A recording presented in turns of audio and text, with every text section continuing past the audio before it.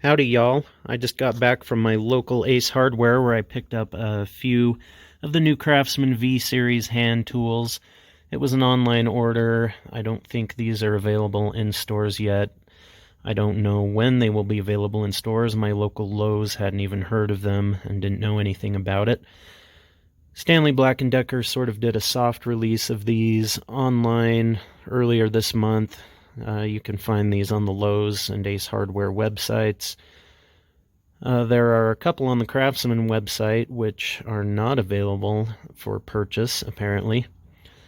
Anyway, there are only a handful of videos about these on YouTube at the moment, so I thought I'd shoot something for you.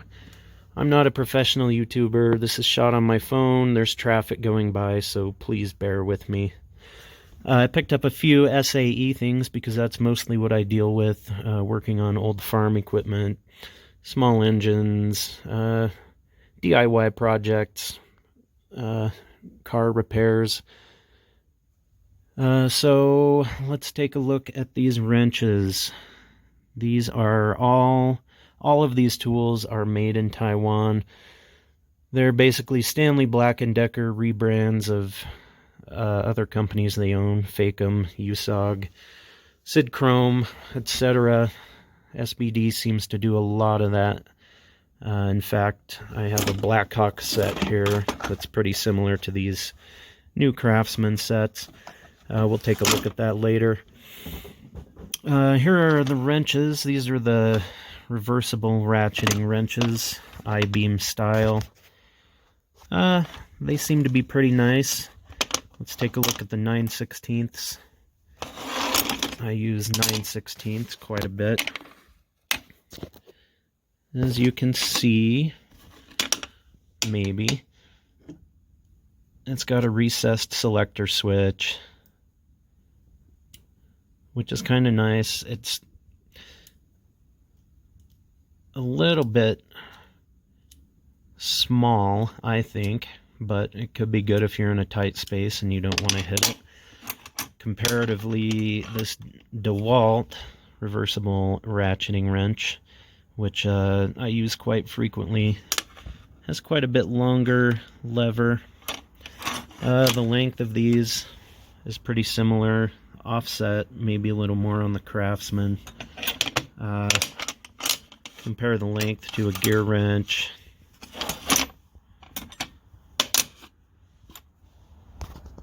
And the SK X-Beam. Fairly thin profile. On the outside, I've got the new Craftsman, followed by the DeWalt, and then a Gearwrench, then the X-Beam. The SK X-Beam is the longest of all of them. These I-beam styles are pretty nice. These feel good in the hand. Chrome looks decent. On to these non-ratcheting wrenches. Got another 9/16 here. It's got this offset, which seems like it may come in handy. I've seen a lot of people say these look like the Milwaukee I-beam wrenches, which I also have. The Milwaukee beam is quite a bit wider. I think maybe might be more comfortable when you need to put a lot of leverage on it. However, if you're going to be up close to the fastener, this little dip here, that feels pretty good. Milwaukee wrenches are, sorry folks, the Milwaukee wrenches are slightly wider, and length, Milwaukee may be a little bit longer. Comparatively, here's an old school, well, not that old school, but Craftsman USA made raised panel wrench. And compared to that to the right grip, you can see the new V Series is quite a bit shorter. And these right grip wrenches have become my favorite wrenches. However, I do consider them to be pretty short. So yeah, here's a 7/8.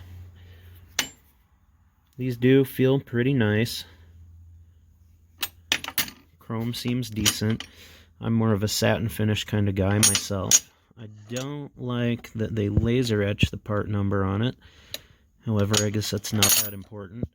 I do appreciate that it goes up to 15/16, quarter inch up to 15/16. And I like that it came with the holder on the website. It has no indication that the SAE wrenches come in a holder, at least the non-ratcheting style. Now let's take a look at the metric wrenches. Same design, I-beam style. Let's take a look at the 17. I do wish these size markings were maybe a little bigger, a little deeper. Compared to the Tekton wrench, it's quite a bit shorter. The head does appear to be narrower though, and the Tekton doesn't have the same offset.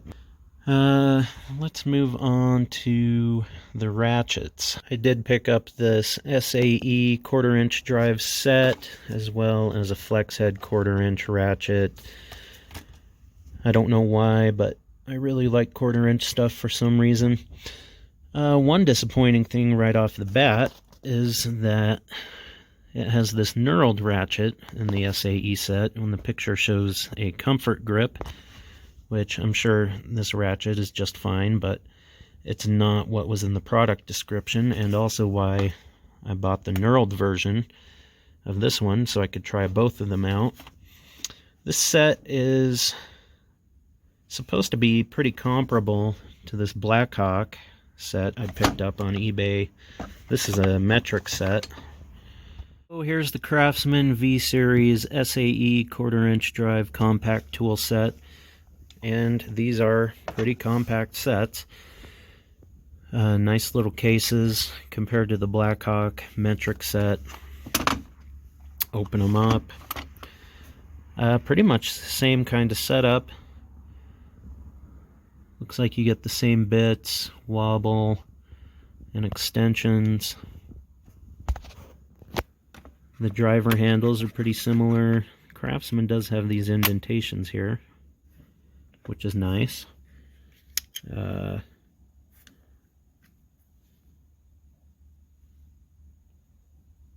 knurling on this it's okay.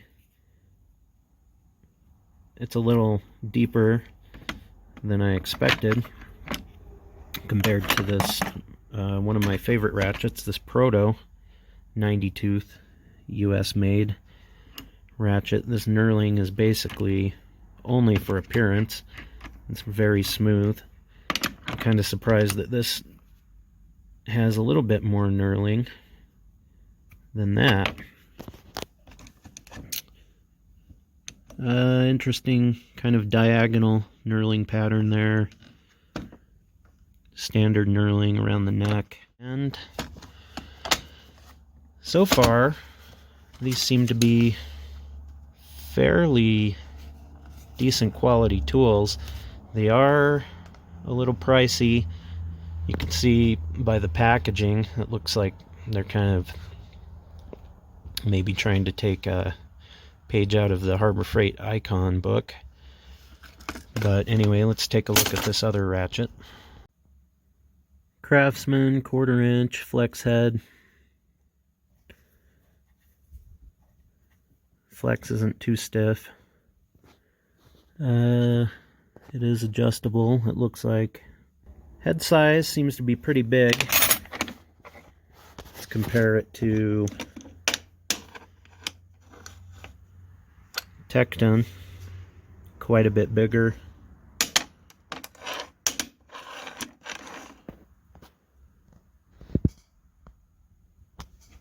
Bigger than Snap-on. And obviously quite a bit bigger than a Koken ratchet.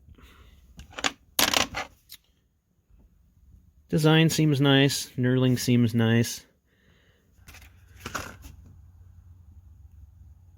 Now, let's move on to some hex stuff.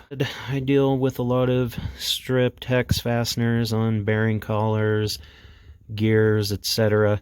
So I thought I'd give these a try. These are the L keys with the ball end. They feature among a flimsy plastic tray what Craftsman is calling their extract technology, which seems to be a variation on the Mac RBRT, not quite as aggressive. Comparatively, the Proto version of the RBRT, you can see theoretically these should get quite a bit more bite than these. And these Protos, I got them a couple weeks ago. I've only used a couple sizes, and they seem pretty good at first. We'll see how they work out. I did have one fastener that I couldn't get out with this, that the Vera Hex Plus L keys were able to take out. Here's the end on that. And these are the long keys. I think these cost about the same as these Craftsman ones. But anyway, so you get your nice little set here. Size markings. It looks like the ball end also has the extract technology. The sockets, I got SAE and metric. Come on this magnetic aluminum rail. The ends come off so you can add to it if you want to, or take it off. Similar to the Proto, which I think did have a magnet but has gone missing. And I decided to try some L keys. These seem to be pretty long. Again, okay, tray, pretty flimsy. I don't have any L keys. I usually use these T handles.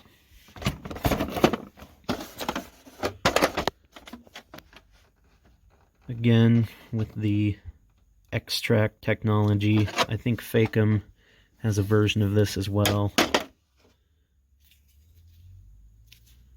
They feel pretty nice so far. We'll have to see how they are in use. So, there is the hex department. And lastly, I decided to try this 3-in-1 ratcheting screwdriver set, even though I have quite a few ratcheting screwdrivers. I've got Gearwrench and Snap-on and Mega Pro and others, and recently picked up this Proto set, which is basically the same set that you can find on the Mack truck, just branded Proto. The case is set up a little bit differently, but as far as I can tell, it's the same thing for less money. I love Proto tools, especially old Proto stuff. But anyway, back to the Craftsman. Let's open this up and take a look. So with this, you get more flimsy plastic packaging. Not a very efficient use of space here either, but that's not what we're looking at here. Looking at this ratcheting driver. Seems to be fairly fine-toothed. Direction switch is nice. I believe this end is magnetic. The end comes out.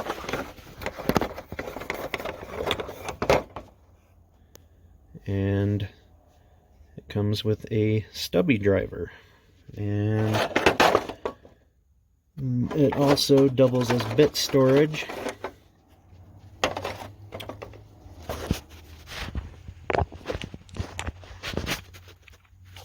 Sorry, folks.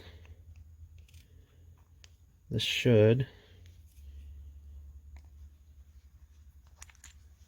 just slide over the end of this, I believe. Hold on a second.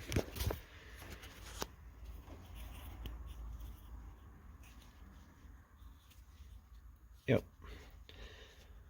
So, looks like there's only room for one set of bits, but they sit on this stubby driver nicely. Screw right in there. And then get your interchangeable long bits.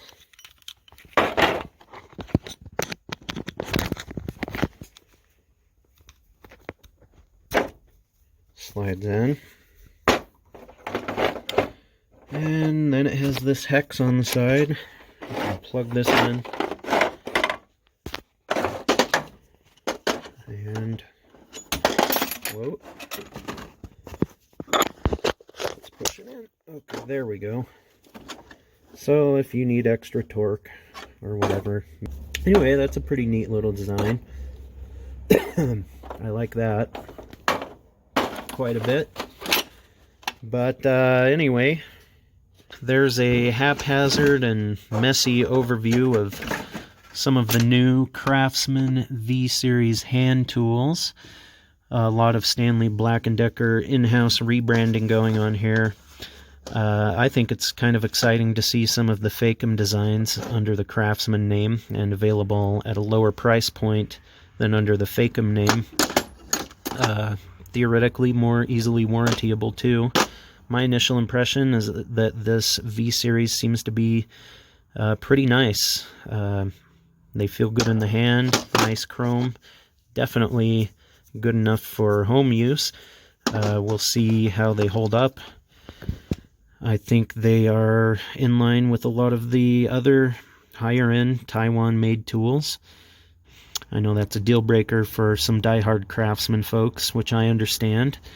I grew up using US-made Craftsman stuff. That's what my dad had, and I still pick it up when I find it.